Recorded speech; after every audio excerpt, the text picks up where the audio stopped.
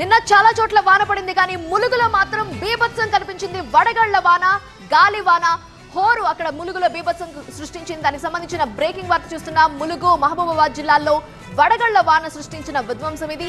ద్రోణి ప్రభావంతో గాలులతో కూడిన వర్షాలు కురిశాయి.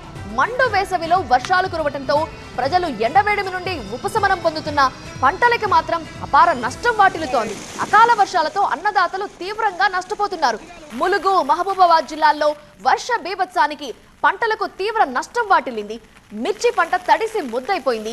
ఇక వరి, మామిడి నేలరాలిపోయాయి. దీంతో అన్నదాతలు తీవ్ర ఆందోళన చెందుతున్నారు.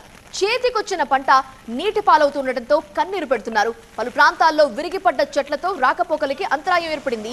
అయితే ఇప్పుడు మళ్లీ వర్షాలు కురుస్తాయని వాతావరణ శాఖ చెబుతుండటంతో మరింత ఆందోళన చెందుతున్నారు రైతులు.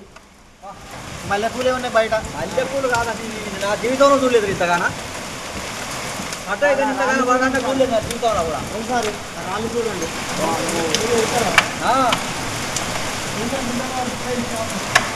రికార్డు కూడా అవుతుంది నాది. నిన్న వచ్చిన వర్షానికి 3 ఎకరాలు సార్, 3 ఎకరాలు మునాఫా చేస్తానా. నిన్న వచ్చిన వర్షానికి మొత్తం నీళ్ళలో పోయింది సార్. ఒడ్లు మొత్తం ఇప్పుడు చూస్తే, నేను పొద్దున వచ్చి చూస్తే ఏం లేదు, మొత్తం నీళ్ళలో పడి ఉంది. చూడండి సార్, మీరు కూడా చూడండి. నేను ఒక హ్యాండ్ క్యాప్ని కాబట్టి నాకు దయచేసి ఈ ప్రభుత్వం నాకు ఆదుకోవాలని నేను ఏడుకుంటున్నా.